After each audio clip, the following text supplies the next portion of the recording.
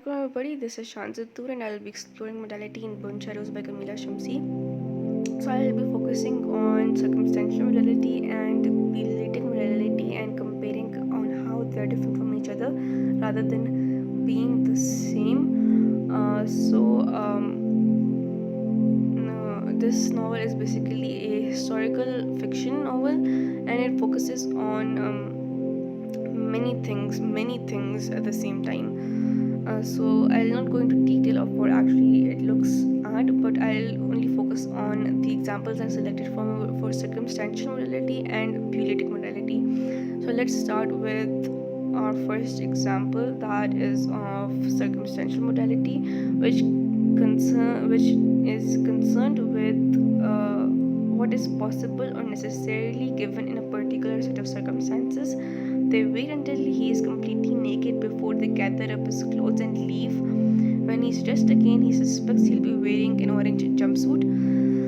Here, they wait until he is completely naked and he will be wearing an orange jumpsuit are indication of a circumstance rather than a possibility of something. So we cannot include this in epistemic modality because it does not give us a possibility. It gives us a situation in which the main character is in jail and he is changing his clothes to fit in the attire of jail.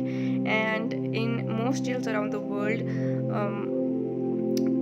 prisoners are supposed to wear an orange jumpsuit, hence why this is a circumstantial modality rather than an epistemic modality, and we cannot use this as a epistemic modality because it gives us a circumstance and the evidence of a circumstance is more evident rather than the evidence of a possibility here.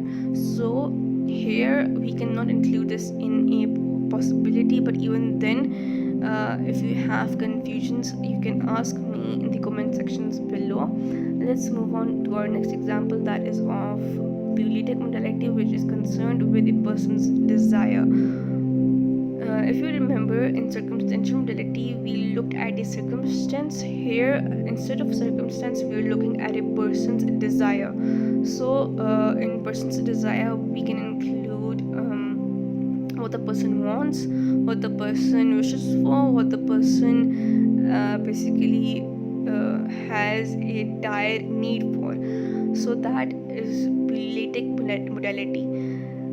So this is the example I have chosen for bulitic modality. She wants to signal the chairman's wife that she knows the woman best for so long, but in part she wants to signal this in order to shame her.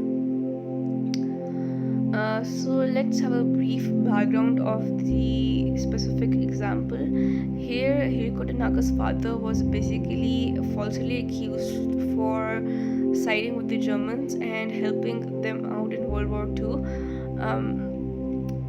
And when Hiriko Tanaka asked for Chairman's wife, who she considered as an aunt after her mother's death, she did not help her out and coldly dismissed her by saying that report him yourself. And later on she got fired from her teaching job from a school she was teaching at, and they are currently in an underground chamber during a practice air raid in their locality, and the chamber is basically cramped with people, and she's right next to the chairman's wife, and when she looks at her, the chairman's wife does not make an eye contact with Hiriko Tanaka.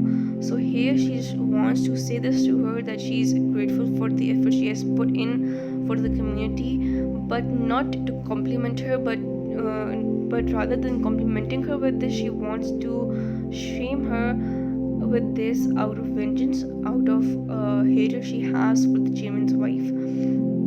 So hence why this is a bulitic modality rather than a circumstantial modality.